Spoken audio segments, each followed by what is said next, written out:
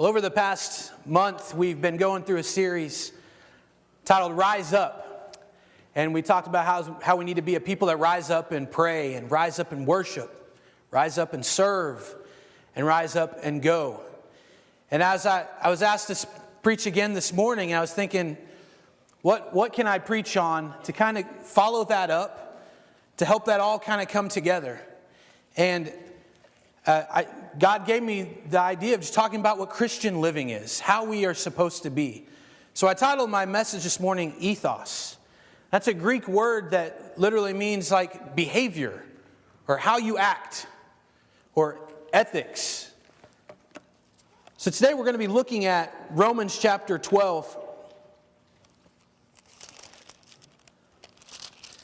We're going to be starting in verse 9. What I love about this passage, there's some scriptures when we look at them that they're hard to understand. And we have to really dig deeper into the meaning behind it, who they're talking to, just what it actually meant. But with this passage, I love that it's just a bunch of simple statements, some simple commands on how we are supposed to act as Christians. So that we're going to just go verse by verse, and we're going to talk about each one of these this morning. The first one, and as we go through this, I love that Paul kind of broke it down. The first thing he's going to talk about is how we as individual Christians are supposed to act. And then he talks about how as a body we're supposed to act. And then how we're supposed to act towards those who are against us. So the first one is how we are supposed to act. It says, let love be without hypocrisy. And we could probably just stop right there. And that be the end of the message. Really. And when I hear the word hypocrisy, I'm often reminded of what many people say of the church. And I don't go to church because they're just a bunch of hypocrites. It's something we hear a lot of. Here it's saying, let love be without hypocrisy. What hypocrisy is saying something and not being what you're saying you are. But here it's saying, let love be without that. So it's saying, let your love be genuine. Let your love be real. And it follows that up with detest what is evil and cling to what is good. With our worldly nature, sinful nature, it's a lot easier for us to go ahead and cling to what is evil. Because if we're honest, sin in our life, some of that sin is fun. We enjoy sin often. But here it's telling us to detest it. Other versions say to abhor it or to hate what is evil. But to cling to what is good. When I think about that term cling, think about when you have your first baby.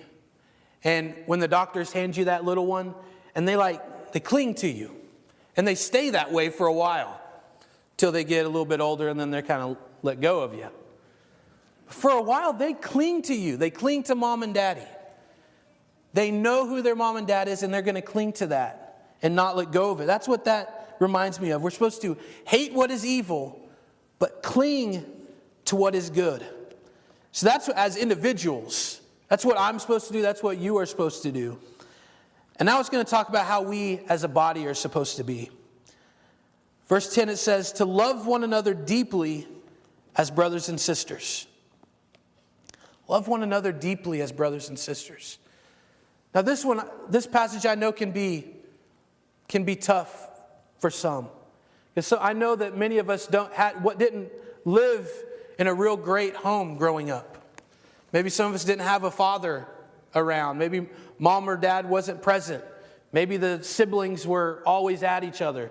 So when we read something about love one another deeply like brothers and sisters, naturally we're like, man, I really don't love them that much.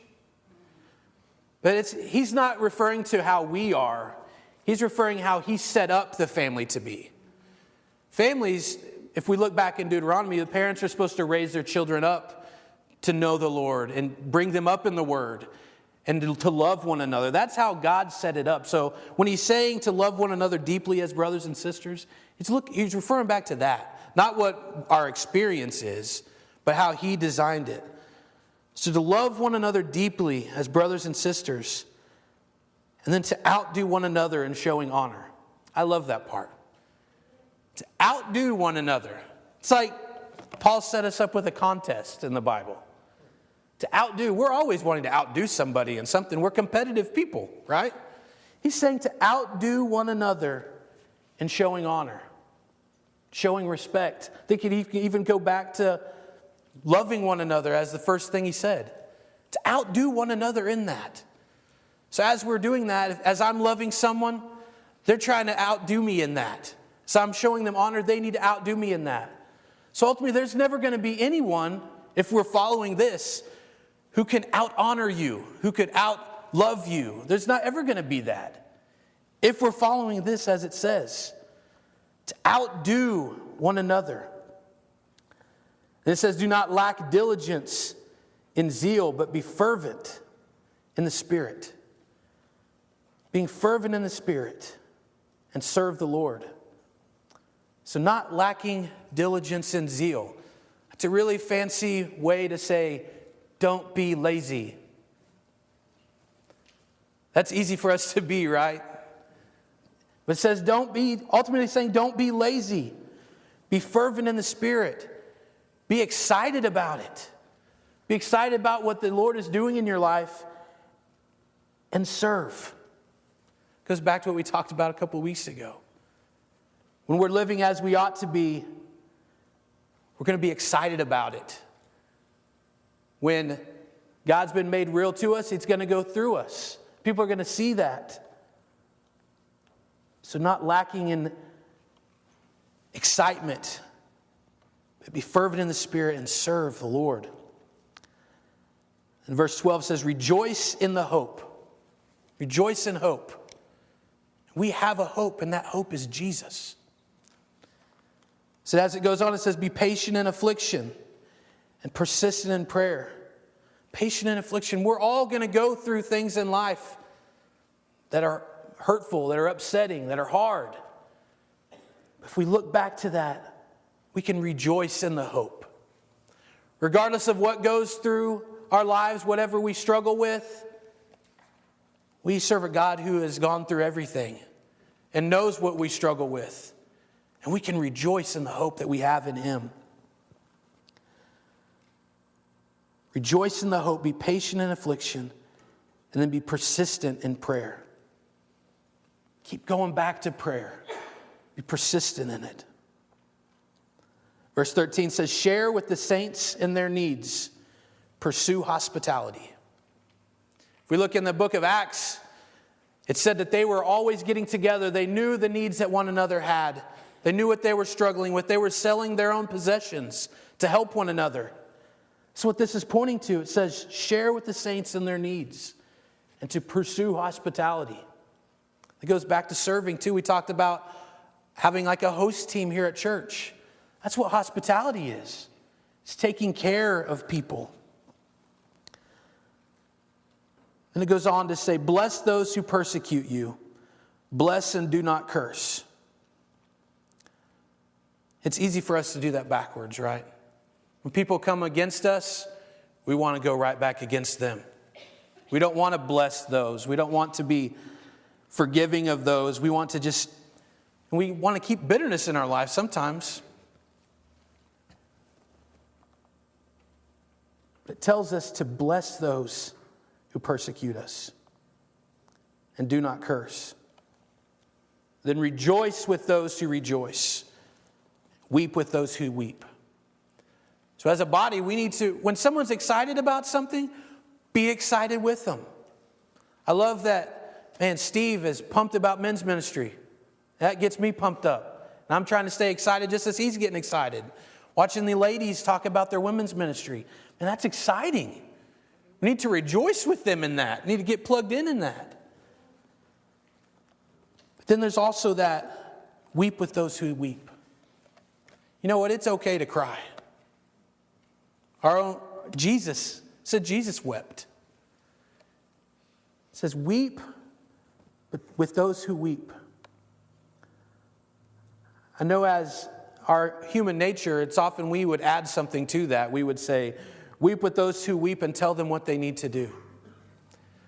A lot of times when people are going through struggles and crying and weeping through something, we tend to want to have all the answers for them.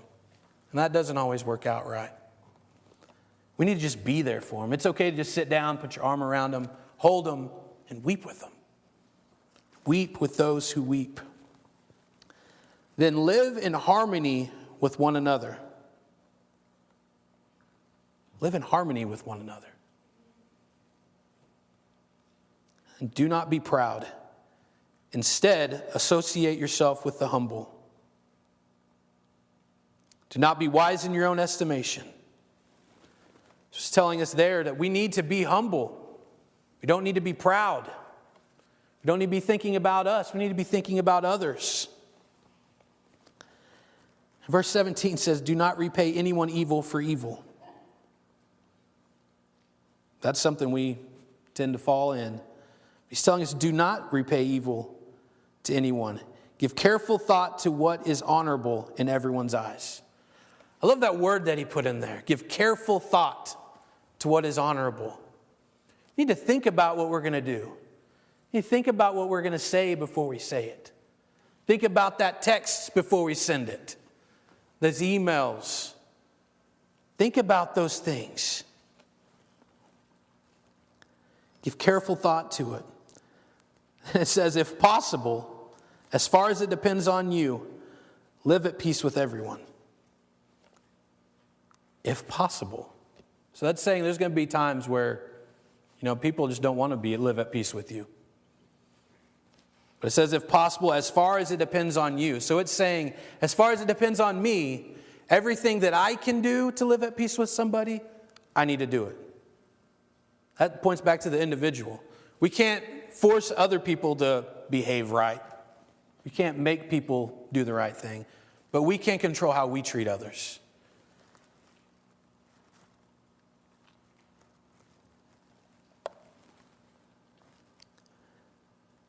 It says, friends, do not avenge yourselves.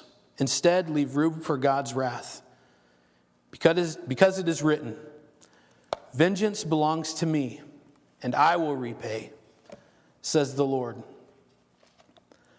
But if your enemy is hungry, feed him. If he's thirsty, give him something to drink. For in so doing, you'll be heaping fiery coals on his head. That sounds painful, right? That's actually pointing back to an old Egyptian custom. That when someone did something wrong, they would hold hot coals over their head to show that they realized what they had done. So it's pointing back to that. In so doing, you will be heaping fiery coals on their head. And the last passage says, do not be conquered by evil, but conquer evil with good. I love this passage because, as I said before, it's so simple. It's a lot of just individual statements that tells us exactly how we ought to be acting. I'm going to read through the entire thing one more time, and then I'm going to close with a quote from John MacArthur. Let love be without hypocrisy. As I'm reading through, let's do some self-evaluation in our hearts. If there's anything that you're struggling with in this area, remember what that area is. Let love be without hypocrisy. Detest evil. Cling to what is good. Love one another deeply as brothers and sisters. Outdo one another in showing honor. Do not lack diligence and zeal. Be fervent in the Spirit and serve the Lord. Rejoice in hope. Be patient in affliction and persistent in prayer. Share with the saints in their needs. Pursue hospitality. Bless those who persecute you. Bless and do not curse. Rejoice with those who rejoice, and weep with those who weep. Live in harmony with one another. Do not be proud. Instead, associate with the humble. Do not be wise in your own estimation, and do not repay anyone evil for evil. Give careful thought to what is honorable in everyone's eyes. If possible, as far as it depends on you, live at peace with everyone. Friends, do not avenge yourself. Instead, leave room for God's wrath. Because it is written, vengeance belongs to me. I will repay, says the Lord. But if your enemy is hungry, feed him. If he is thirsty, give him something to drink. For in so doing, you will be heaping fiery coals on his head.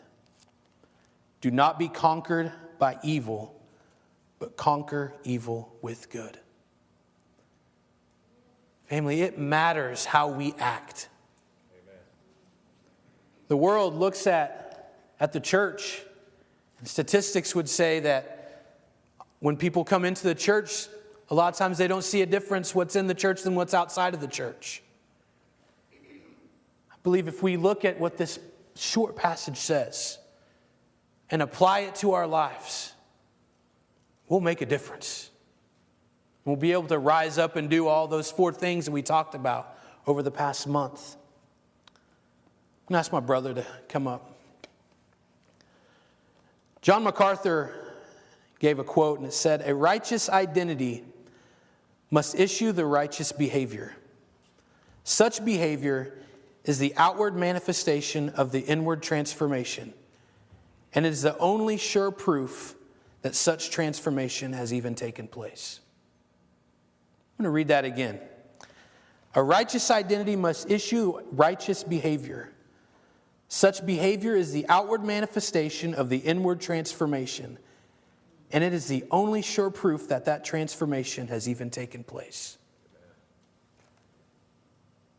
If we have a relationship with Jesus, what we just read ought to be happening.